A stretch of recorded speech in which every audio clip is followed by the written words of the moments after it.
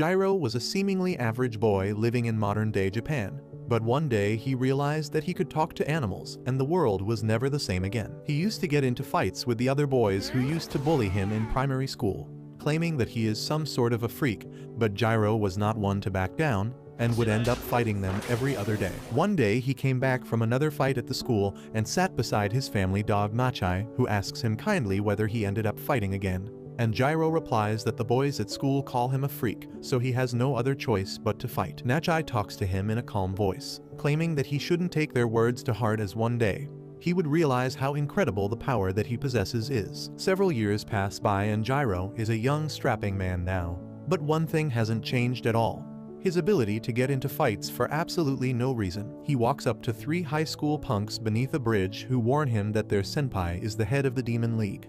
But Jiro seems completely unbothered as he picks his nose, and replies that he doesn't care and think that his senpai is just a prick and nothing else. Hearing this, the goon gets mad and tries to punch Jiro, but he is too fast for the punk and dodges the hit easily before kicking the man down into the river. The other 2 boys get a little scared, wondering what kind of ninja moves were that. But Jiro is not someone who backs off easily and starts teasing the other 2 guys as well, forcing them into a fight. Both of them decide to attack him together, but they are no match for Jiro, who easily outclasses them and sends them all running beaten and wet. Suddenly Jiro hears the voice of someone from behind, thanking him for the help, and he turns around to see a crow and a cat walk up to him. The cat thanks him once again, claiming that lately those goons have been creating a lot of problem for them, but the cat is more worried about Jiro, as the goons might decide to take revenge on Jiro sooner or later. Jiro tells them not to worry about it, as he knows how to move around these situations. With that, he bids them goodbye and moves back towards his house. He finds his dad waiting for him,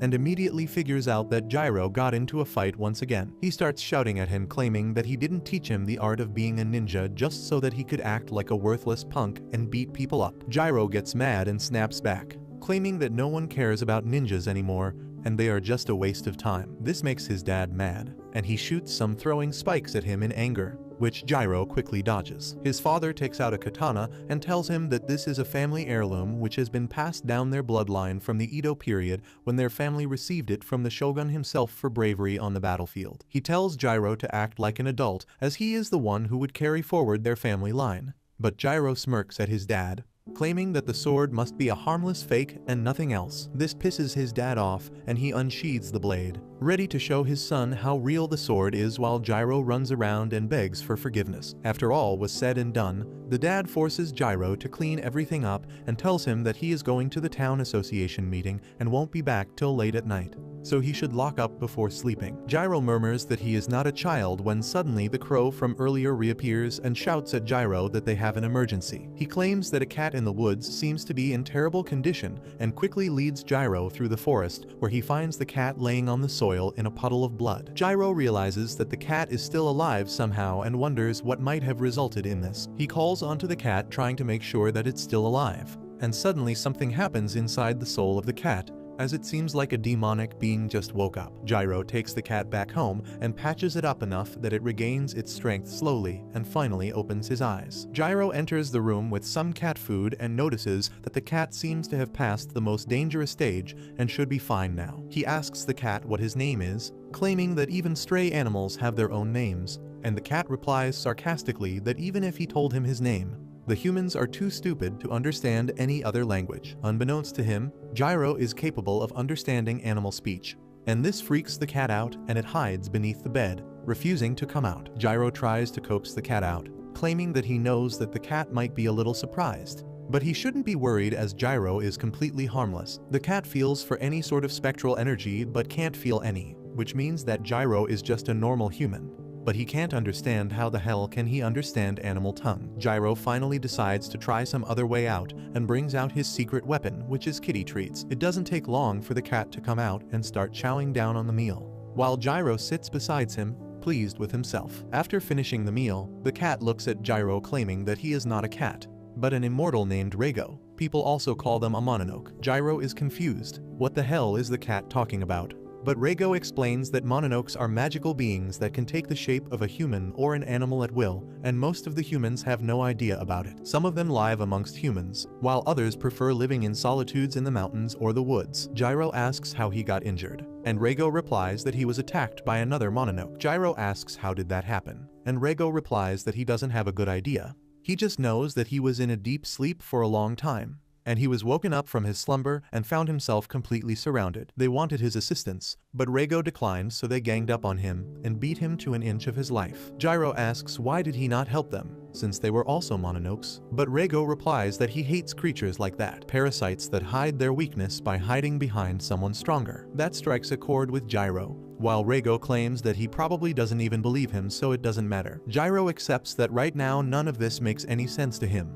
But that doesn't mean that he won't believe Reigo. He claims that he can talk to animals, which is already weird enough, so he doesn't have to believe in something as weird as a Mononoke. Later that evening, Jiro gives Reigo a good shower to make sure that he is clean, and notices that Reigo's wounds have already healed completely. He claims that now he believes that he is definitely not an ordinary cat, because earlier he just thought that the cat was just spouting nonsense as many people do when they are dying. He claims that Reigo reminds him of his old dog Nachai, even though they are complete opposite in personality, as Nachai was a really good dog. He claims that back then, he would get bullied often and would come back home with scrapes and cuts. Nachai would ask him to help her take a bath, and while doing that, Jiro would forget about everything that happened during the day and get relaxed again. Later that night, Jiro goes to bed, and around midnight, Reigo gets up on the window and says his goodbye to Jiro, claiming that he owes him for saving his life. But right now, he needs to leave. Reigo jumps down the window and realizes that even though his wounds have been healed,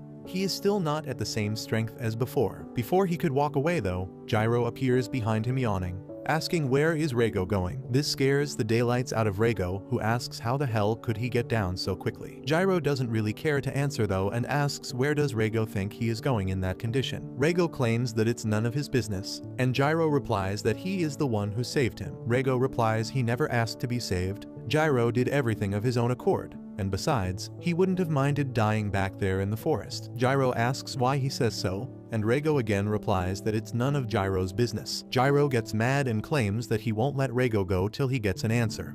But this pisses Reigo off, who turns around bursting with demonic energy as he tells Jiro to shut the hell up and go back to sleep before he turns his windpipe into a personal scratching post. He tells Jiro that he shouldn't forget that he is a Mononoke, a human-eating specter, so it would be best that he gets away from him as soon as possible. Jiro is shocked to hear that, and just then another voice interrupts them. Jiro turns around and spots a huge man standing in the yard alongside them. Reigo realizes that he missed his opportunity to run away, while Jiro turns around to face the huge man and asks whether he likes to enter other people's houses uninvited. The man claims that Jiro should shut his mouth as he is going to be devoured soon enough. With that, he turns his arm into a demonic arm and tries to snap Jiro in half. But Reigo drop kicks Jiro out of the way and takes off into the forest, forcing the huge Mononoke to chase after him. Jiro is too stunned to move, while Reigo tries his best to outrun the beast after him, knowing that all he has to do is get some distance. But because of his injuries, he is not at his full strength yet, and the huge Mononoke thrashes him mid-air down to the ground. The Mononoke laughs at Reigo, claiming that he is not very impressed by the legendary Star of Doom, Reigo, and tells him to calmly come with him as he wouldn't want to kill a fellow Mononoke. Reigo gets mad and starts bursting with demonic energy as he claims that all they want to do is get his powers, so if they are willing to pay for it with their lives, they are welcome to take him back. Both the demons get ready for a showdown, but just when they were about to clash, Jiro shows out of nowhere with his sword and slashes at the man's arm, forcing him back as he starts bleeding. Reigo is shocked and asks Jiro whether he has a death wish and tells him to run away. Jiro claims that if Reigo dies now, then whatever he did to save him would be for nothing,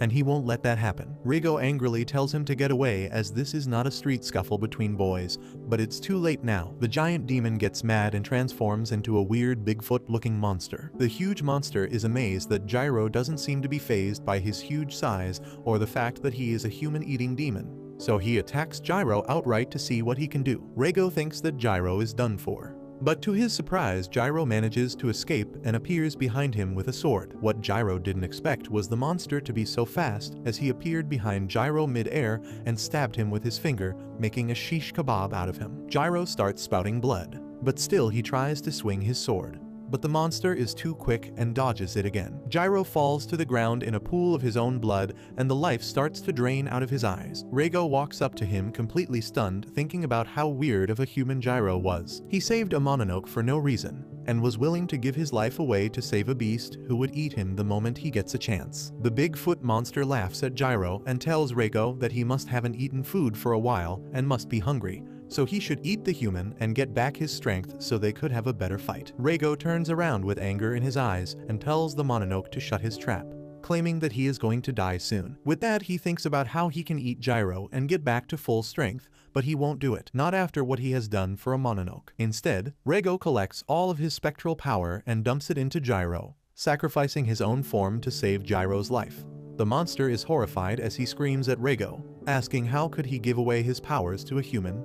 But Reigo tells him to shut up and Jiro stands up once again. He has no idea what the hell is happening. But Reigo tells him to focus on the fight right now. He dodges the monster's continuous attacks while Reigo tells him to get ready to attack. Jiro claims that there is no way he could do anything to that monster. But Reigo tells him not to worry and just punch the Mononoke at the right moment. Jiro believes in him and matches the timing perfectly. With Reigo's powers, he completely obliterates the monster, tearing him in 2 pieces and killing him. Before he could understand what has happened to him though, a woman pulls a knife on him and tells him not to move. Suddenly, a guy appears smoking a cig and tells him not to worry as they are not Mononokes, but just your average civil servants from the Department of Espionage. He claims that they are taking Jiro into custody, but Jiro tries to talk back and immediately gets hit on the back of the head by the woman, knocking him out cold. The soldiers that are dressed up like stormtroopers start bickering amongst themselves about who will handle Jiro's unconscious body as they are scared of him. But before they could reach a decision, the woman who pulled up a knife on Jiro decides to take care of the situation as she dragged Jiro by his leg, as if he is a carcass that she just shot. Meanwhile, Jiro is lost in his dreams where he finds himself in a completely white area and spots Reigo standing in front of him, looking like a mist. Reigo claims that Jiro himself has a huge gaping hole in his chest, and that confuses Reigo till he looks down at himself and spots a huge hole. But before he could get worried about it, he ends up opening his eyes and finds himself in a hospital bed with a headache. He sits up on the bed and checks his chest to make sure that there is no hole there, when a voice startles him. The girl who carried him back sits beside him, on her phone scrolling through reels as she tells Jiro that he has been asleep for more than a day and a half and introduces herself as Ikai. Before Jiro could ask any more questions, she straight up calls her superior and informs him Jiro has woken up and seems aware enough to have a conversation. Just then she gets distracted when a back mist escapes from Jiro and takes shape of a cat on top of his head. Jiro is annoyed at Reigo for sitting on his head and the two start bickering all over again, while the girl tries to calm both of them down, claiming that this is a hospital. A little while later, the senior enters the hospital room and finally manages to calm both of them down, before telling Jiro that he is one tough boy, as any normal man wouldn't have been able to survive what he has gone through. With that, he turns towards Reigo, who looks like a dark spirit, and asks how is he feeling. But Reigo is much more skeptical about these people, and tells the man to mind his own business if he cares for his own life. The man realizes that Reigo is much more careful than he anticipated and doesn't trust him. But at the same time, he doesn't seem to mean any true harm either. To gain their trust, the man decides to do a round of formal introductions and introduces himself as Shiba from the Bureau of Espionage. Jiro butts in, claiming that he knows who he is working for, as he said that already before. What Jiro wants to know right now is why they were taken in by them. Shiba is surprised that Jiro remembers all that even after being bonked on the head. He turns towards him and asks whether he knows anything about a group called Oniwaban. Jiro raises an eyebrow as he has heard his dad talk about them, and replies that he knows that they existed during the Edo shogunate and were undercover agents selected by the shogun himself. Shiba is honestly surprised that Jiro knows all that, and replies that their job didn't end with the Edo period. In fact, they were carried forward through time, even to this modern day where they are known as the Bureau of Espionage. He claims that finding intelligence and counterintelligence in their own country and outside the country is their bread and butter, and moreover, their job is also to find and destroy the Mononoke. He continues that Mononokes rarely create any big incidents, and big incidents are generally caused by humans themselves, so most of the time their job revolves around guarding VIPs and investigating dangerous organizations. Shiba claims that his particular department focuses on the Mononokes, which means that usually he doesn't have to do much, but recently their facility was attacked by a gang of Mononokes, while the very Rego that was inside Jiro's body now was in the facility, sealed up. Jiro realizes that this is what Rego meant when he claimed that he was in a deep slumber and was woken up abruptly. With that, Shiba claims that it's his turn now to ask the questions and asks how exactly did Jiro end up with Rego inside of him. Jiro tells them the entire story, and the girl Ikai is beyond shocked. She asks how stupid can Jiro be for putting his nose in a business that doesn't concern him and then even trying to save a Mononoke no less. Jiro snaps back, telling her to shut her mouth, as she wasn't there and doesn't know the situation. Shiba breaks their fight and tells Jiro that he might know this already, but Rego's fusion with him might be permanent and there might be no way to revert them to their normal state, but at the same time they must try to see what they can do and gain more information. Moreover, they know that the gang of Mononokes want Rego, but they don't know why exactly. So the Bureau will be taking Jiro under their protection for the time being. Jiro doesn't like the sound of that,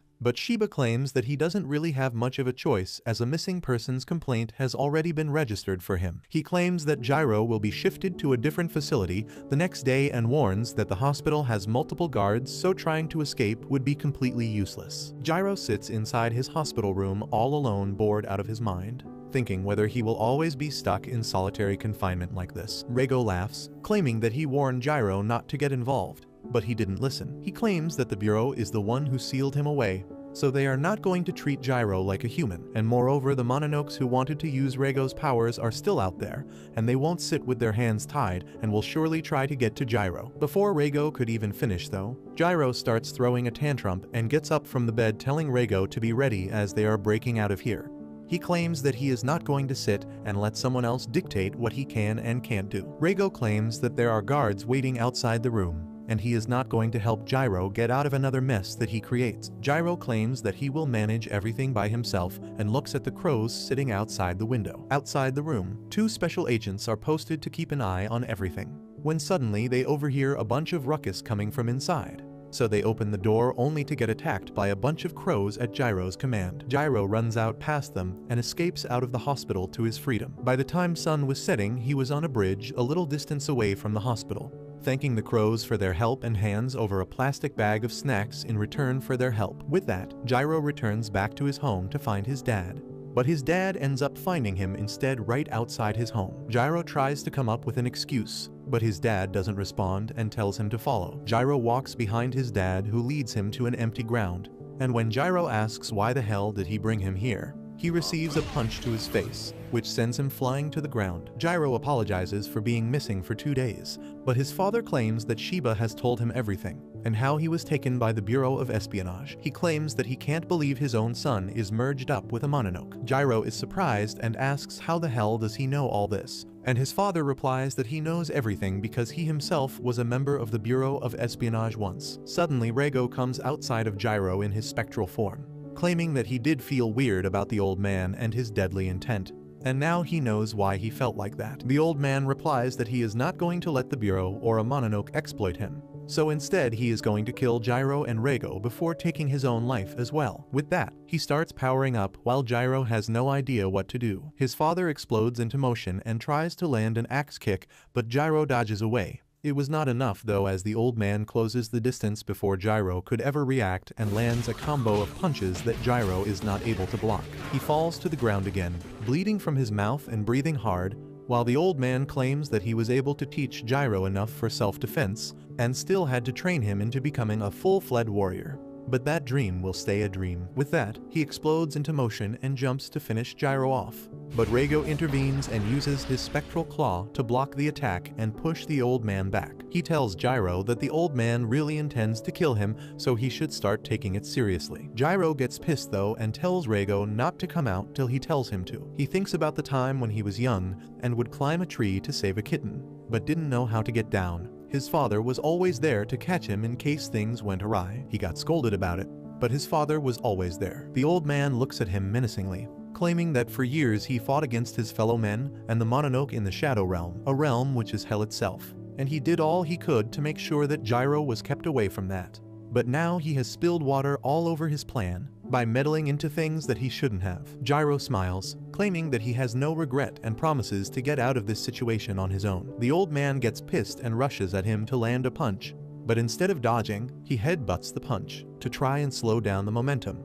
But the old man is too strong, and Jiro is thrown back. Thankfully, he regains his balance mid-air and stands once again, blood running down his forehead. The old man realizes that Jiro is not going to back down even if he dies, and decides that he can't do anything about it. He admits defeat, claiming that he is the one who lacks the resolve, before walking off the ground. By the time night falls, Jiro is back in his hot tub, enjoying a soak when Reigo tells him not to go running to the death's door so eagerly because then Reigo saving his life would be completely meaningless. Jiro smiles and calls Reigo his partner, claiming that now they are both in it together. Meanwhile, the old man gets a call from Shiba, who claims that they were worried when Jiro escaped the hospital. But if he is at his home, then everything should be alright. He claims that they are going to send in a car tomorrow to pick Jiro up, as he is now going to be one of them, and someone that they very desperately need. The next morning, he wakes up early to pack everything up, while Reigo questions whether he thinks this is a good idea. Jiro, on the other hand, doesn't seem like a person who cares too much about thinking things through, but Reigo warns him that he has no idea what these people are, and now that he has Reigo's powers as well, he is one of a kind, and they have no idea what these people might or might not do to him. Jiro smirks, asking whether Reigo is developing a soft spot for him, but Reigo immediately tells him to shut his mouth. By the time he packs everything up and goes down to meet his dad, Ichai arrives looking all annoyed, claiming that she is here as his guard and chaperone to make sure that he doesn't do anything idiotic like running away. She shows him that the company truck is waiting outside and that he will ride in the back with her. Jiro gets annoyed by how she looks at him as if he was an insect, and turns around to say goodbye to his old man before leaving with Ichai. His dad tells him not to die, and Jiro tells him that it's not that easy to kill him before leaving his house to start his new journey. As soon as they get inside the truck and it starts moving, Ichai puts on a pair of handcuffs on Jiro, surprising him as he asks why the hell is he being treated like a prisoner. Ichai wonders out loud, why the hell did she get the job of escorting this idiot, and claims that he feels like a prisoner because he basically is a prisoner. Jiro is confused and asks what the hell is she talking about. Ichai replies that the Bureau is an agency made to fight against the Mononoke, and right now, he is half human and half Mononoke, so technically he is nothing but a prisoner Mononoke for them. She claims that she has no idea what the higher-ups see in him for allocating so many resources on him, but she takes her work very seriously and will do everything as it needs to be done. Jiro looks at her and claims that he is being nice to her just because she is a girl, and if she was a guy, he would have dealt with her by now. This enraged her as she punches the truck wall right beside his face, causing a dent and scaring the crap out of him. She tells him that there are two things that she hates the most. Number one is Mononokes, and number two is sexist pricks like Jiro. She tells him that to her he doesn't even exist,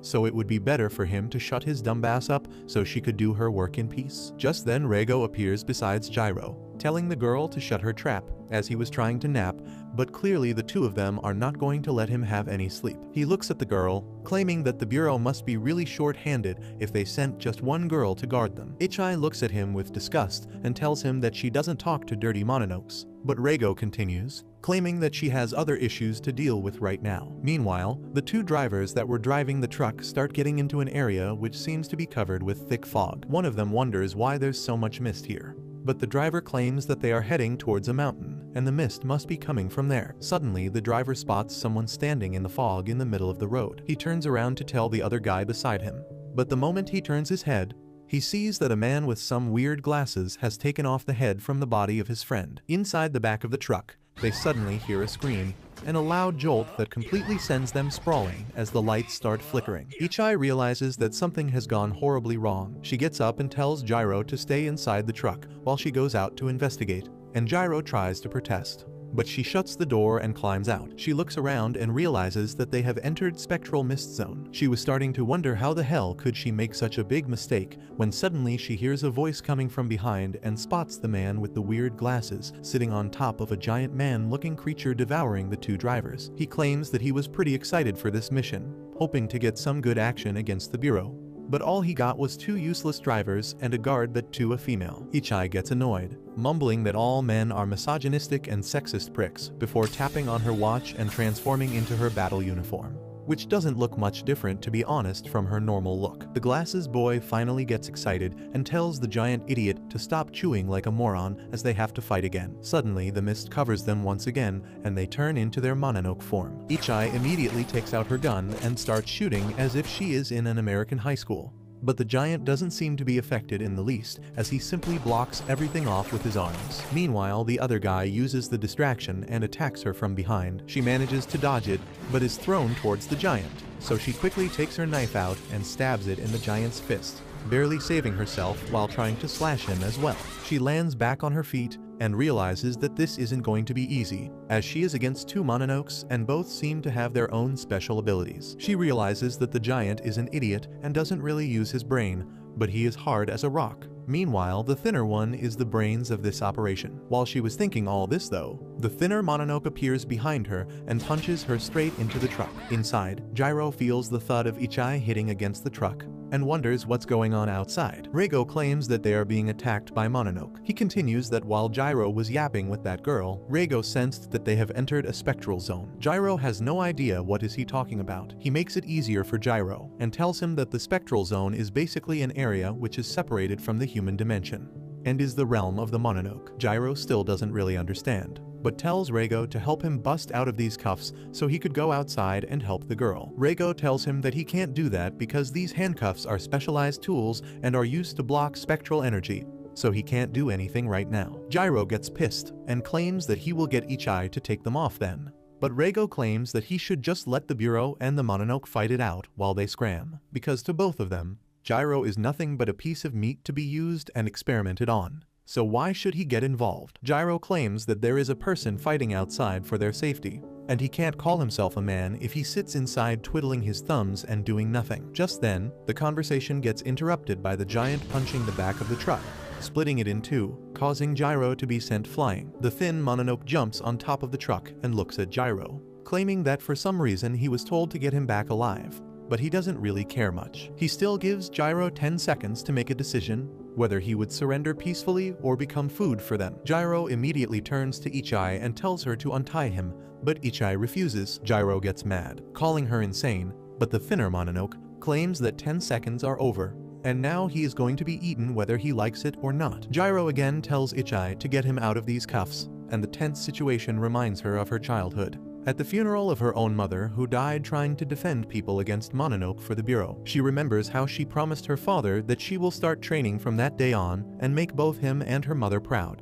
Ichai snaps her out of her memories, as he tells her that he knows that she wants to do her duty perfectly, and right now, that means freeing him from his cuffs. Just as the giant was about to attack again, Ichai takes a deep breath and cuts him out of his handcuffs, releasing all his powers. Jiro immediately jumps up in the air, and alongside Reigo's powers, delivers such a powerful punch that the fatty completely evaporates from Earth. The thin bloke is shocked to see his powers, and Ichai takes advantage of that, appearing behind him and slashing him to bits with her blade. Jiro gets back up and tells Ichai that she fought for them and he fought to help her, so that makes them even. Ichai looks at him with a bit more respect and claims that now that the truck is gone, they don't have much of a choice but to walk the rest of the way. It takes them a full day before they are able to reach the headquarters. The next morning, Jiro wakes up near the pier and starts brushing while thinking about everything that has happened to him in the matter of a single week. He found the existence of Mononokes, got attacked by them twice, and now he is here. His thoughts are interrupted by Shiba, who asks how is Jiro liking it here. Jiro claims that he hasn't had a single moment to himself, as he is always being monitored.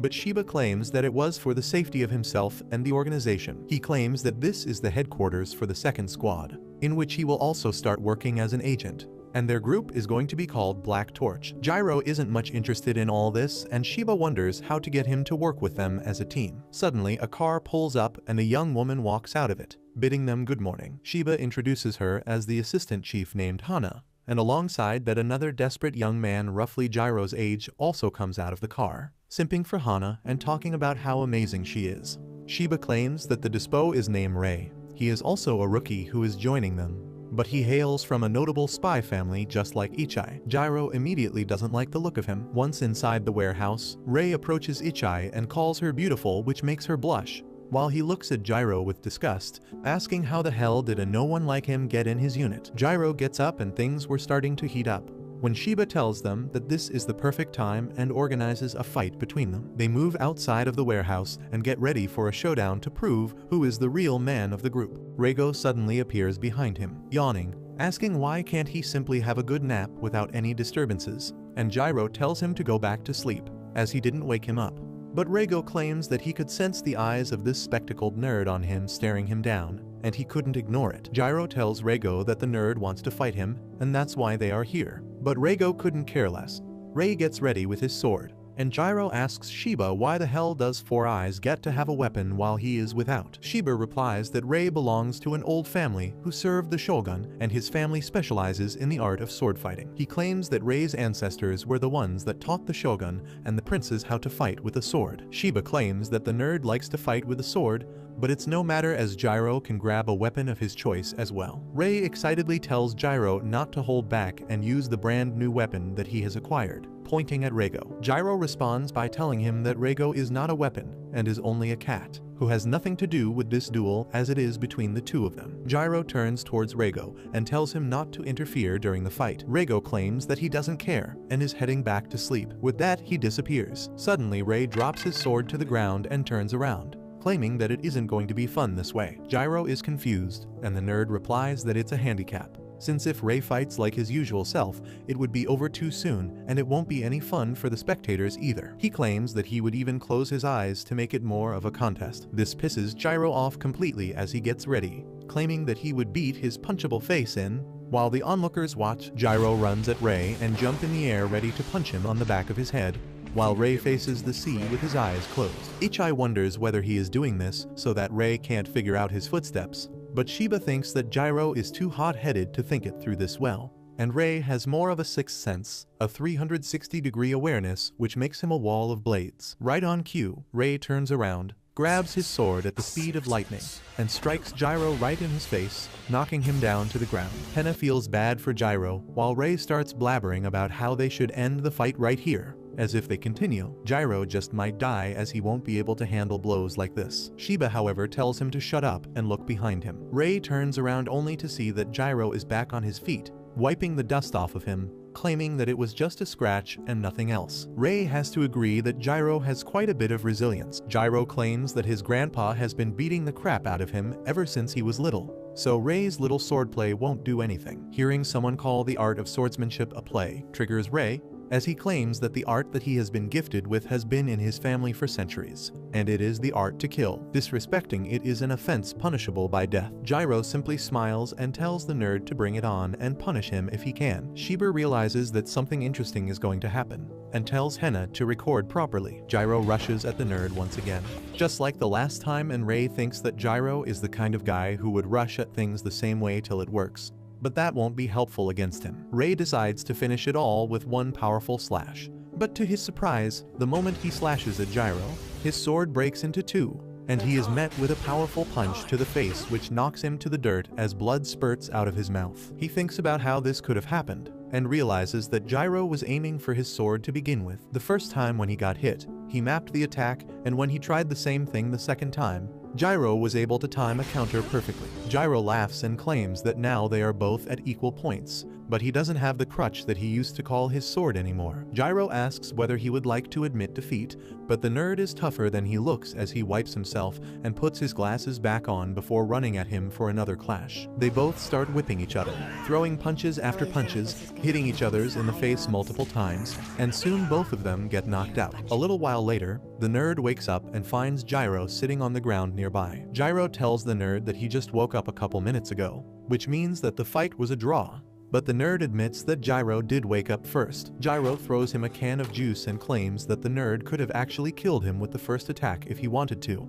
And the only reason why he was able to break his sword during the next attack was because it was a wooden replica. If it was an actual sword, he would have been done for. So like a gentleman, Jiro accepts his defeat. The nerd is actually surprised by the maturity that Jiro suddenly showed, but that all goes away as soon as the nerd tried to open the can, and the soda splashes all over him, while Jiro laughs like a maniac, claiming that he shook it a lot before handing it over to him. Rei throws the crushed can back at his face, and together they both go inside the shed. Back inside, Hena seems worried about the two boys, wondering whether they would do well, but Shiba claims that today was just a fun activity.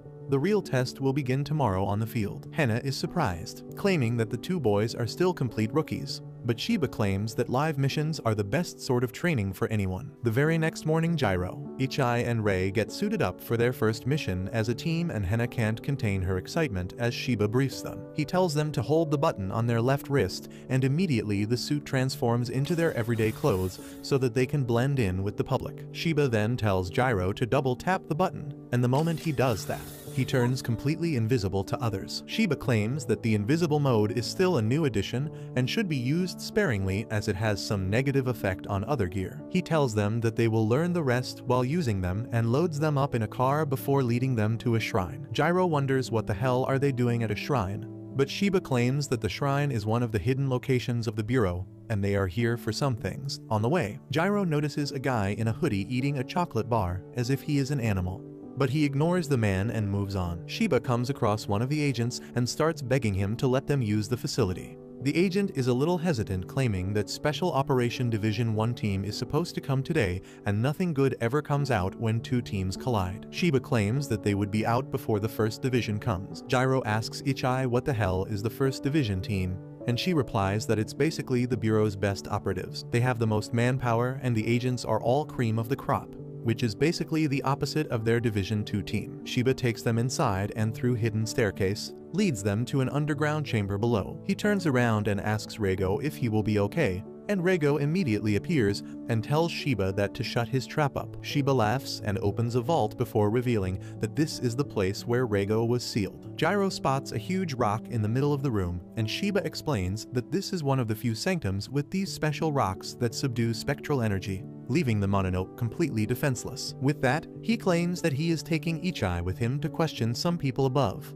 and Rei and Jiro should ask Rego about the day he was sealed. With that, Shiba leaves, and Rego tells Jiro that he has no idea what happened the day he was sealed as he doesn't remember anything. Jiro tells him to stop joking as there is no way he would not remember something that important, but Rego angrily replies that he doesn't need to lie about it. He simply doesn't remember anything. Before Jiro could argue, Rei claims that amnesia is not far-fetched in cases like these, so most likely Rego is telling the truth. He claims that Rego must have been transferred into a special rock like this, which is basically hell for Mononoke, and no one comes out of this unscathed. Rego must have been lucky that he only got some amnesia. With that, he turns towards Rego and asks what happened the day when he woke up from his slumber. Rego replies that he woke up surrounded by a bunch of Mononoke in this chamber, and they shoved a tablet in his face through which a man talked to him, and claimed that he wants Rego to lend them his power so that they could eliminate the humans. Rego wasn't interested though, so he managed to fool them all and run out of there before anyone could do anything. Jiro thinks that the only way to sort all of this out is to beat the crap out of all the enemies that come in his way, while Rei shouts at him and calls him an idiot for thinking that way. Suddenly, they are interrupted by the same man with a hoodie that Jiro saw earlier. He drops his chocolate and suddenly appears between Jiro and Rei while talking to Rego. Both Jiro and Rei react with a punch, but the guy is too fast and he disappears and appears in front of them again. Rego tells Jiro that he needs to be careful with this one, but Jiro is excited to fight as both him and Rei transform into their suits, wondering what kind of a mission would this turn out to be. The hoodie guy looks at them with a smile on his face and introduces himself as Koga, the guy who is going to become the lord of all the Mononoke in this world. Jiro asks Rei what the hell is he talking about, but even Rei has no idea. Koga continues babbling about how they would need a little bit of extra power first, and that's where Rego comes in, as he is here to take Rego to get that extra push and rule the other Mononokes. Jiro laughs at Rego, claiming that someone seems to be in love with him, while Rei thinks about the possibility of Koga trying to deceive them. But as far as he could tell, he seems to be speaking honestly. Rei speaks up, calling Koga and asking why exactly does he want Rego for himself. And Koga replies that humans must be dumber than their look, as the answer is simple. Rego is awesome, a badass, and that's why he wants him. Rei turns to Jiro and claims that Koga seems to be intellectually challenged just like him. Koga continues claiming that Mononokes are not as fragile as humans and are kind of immortal. They will die if you chop them up into pieces, but their spirit survives, but slowly dims out because they have no food. Rego is different in that regard.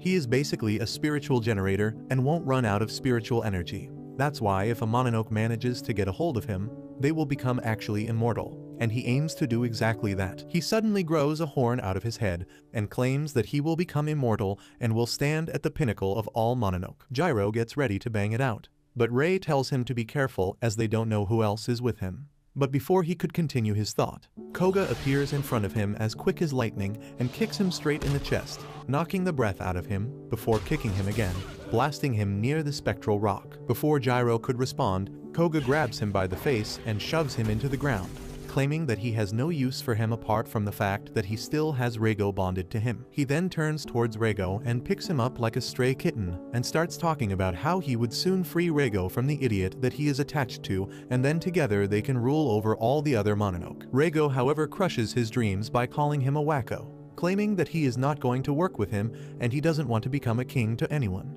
so he could take his kingdom elsewhere. Hearing this, Koga starts crying and shaking Reigo, asking how the hell could he say something as insensitive as that. But just then, Jiro tells him to shut his mouth as his voice is irritating and grabs his feet to prevent him from moving away. Just then, Ray gets into position as well, and with an incredible speed, he sends an aerial slash towards the Mononoke, pushing him off of Jiro and causing some damage. He tells Jiro that Koga must be a truly formidable opponent, as his attack should have sliced any normal Mononoke into two halves, but it barely scratched Koga. He claims that sooner or later the people above will realize that they are in trouble, but they can't wait for their help, and will need to deal with this issue by themselves. Koga shouts at them to shut up, as he claims that humans are all weaklings, but they pretend to be strong just because they outnumber the Mononoke and think that they own this planet. He turns towards Ray and claims that he is going to die first, but Jiro will have to live, as he is going to be a carrier for Reigo.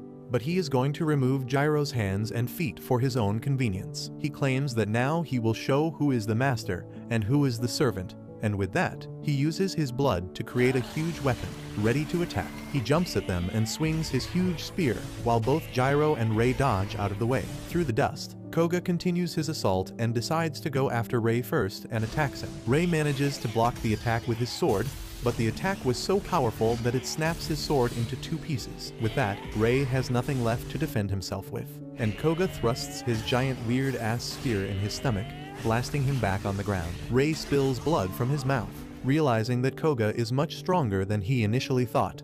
But Jiro comes to his defense and tries to attack him from behind. But Koga is too quick, and manages to block the attack with his spear, before getting mad at Jiro's power, and punching him back, asking where the hell is the power that Reigo gave him. The punch sends Jiro flying and down on the ground once again. Koga walks towards Reigo, claiming that soon he will take him out of the pathetic human, and he will feel alive once again, but Jiro manages to get back up once again, claiming that he is not his suitcase for carrying Reigo. With that, he calls on to Reigo's power, and Reigo agrees that Koga is pretty demented and needs a good beating. The combined power creates a black aura around Jiro's fist as he hits Koga straight on, causing a huge dust cloud to erupt. Ray is shocked by the power of Reigo, but as the dust settles they realize that Koga ate that shot up and got pretty injured, but he is still completely fine. He starts acting weirdly again, telling Jiro to please hand Reigo over as he loves the power that Reigo has, but Jiro refuses. Suddenly Koga realizes that reinforcements are coming, and right now he is not in the condition to deal with them, so he decides to dip for now. He tells Jiro that he should take care of that mouth, as it will get him killed one day. With that, he creates a portal and gets out of there just as Ichai runs in with another older man named Toke, who is from the first squad. They get out of the facility and sit back outside near the shrine, while Shiba talks to the leader of the first squad, who warns him that his antics will result in a disciplinary hearing. He tells her to take it easy, but she simply rolls off in her whip, leaving Shiba and his team behind. Shiba turns around thinking about how in his mind, both Ray and Jiro qualified the entrance test as they managed to hold their own against a seriously powerful Mononoke. He asks Ray if he is doing alright, but Ray didn't like his performance, as he thinks about how completely useless and powerless he was while the Mononoke was beating him left and right. He thinks about how if it was not for his uniform, he would have been dead by now. Ichai thinks about how if she was strong enough, she would have realized that something was wrong and might have been able to help him. While Jiro thinks about what the hell Koga wants from him and Reigo, Shiba tells them not to worry about what happened today as it was just a team bonding exercise, and now he knows that they will be able to work better as a team. The next morning, he gets them ready for a training session, claiming that today would be the day for conditioning. Before he could properly explain what was about to happen during the training, a young girl appears on top of the facility, laughing and jumps down towards them hoping to glide or something, but obviously the little idiot straight up crashes on the ground before getting back up, claiming that she will be training them today. With that, she goes and sits on top of Shiba's shoulders, while Shiba explains that the girl is named Fuyo and is a Mononoke. He tells them that while the Bureau eliminates any Mononoke they see, they also spare the friendly ones and take a more collaborative approach with them. Fuyo warns them that she is not the one to bow down to any humans, as should be apparent by the fact that she is sitting on top of a human. She then turns around to face Reigo and claims that he looks quite cute and cuddly for a dirty stray. While Reigo calls her a tiny pipsqueak, they both start arguing against each other, calling them names, but Shiba tells them to stop as the training is about to begin. He tells the three rookies that Mononokes are capable of inducing hypnosis and hallucinations, so every agent should be capable of breaking free of such things. Today's training session would be about that itself. The objective is simple: get out of Fuyo's hallucination spell safely. With that, Fuyo gets ready and casts a flowery spell, which encases all three of the rookies into a closed lotus. Once inside, Rei finds himself in a shallow pond surrounded by lotuses. He walks forward wondering what kind of a world is this, and how will he be able to break out of here. Suddenly, he finds himself at the edge of the pond and spots a familiar-looking cave in front of him. He tries to remind himself that this is just an illusion. But then he notices a young man with white hair coming out of the cave with his sword out. He recognizes his brother, and again tries to remind himself that this is all just an illusion. But his brother calls out to him before jumping in to attack, while Rei barely manages to get his sword up in time and defend against his own brother. Meanwhile, Ikai is in her own dream. She spots her younger self gardening happily with her mother, who asks Ikai whether she wants to be a gardener when she grows up.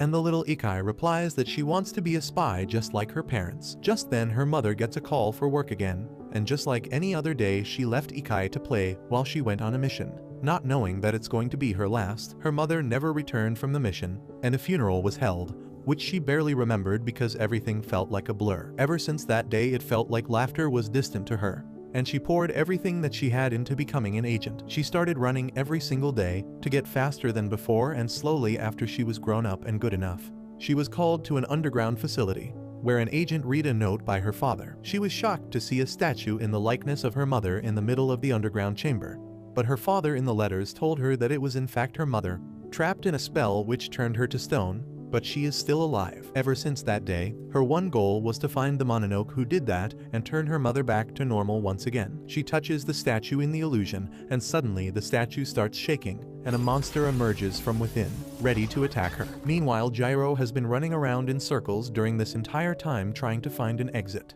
when he suddenly ends up coming face to face with a huge shadowy demon. Reigo seems to recognize it, but he knows that they are in a hallucination, so it can't be real. Jiro, however, doesn't really care and gets ready to smash it to pieces. But that's where this video ends. Remember to like and subscribe to the channel. Thanks for watching, and I'll see you next time.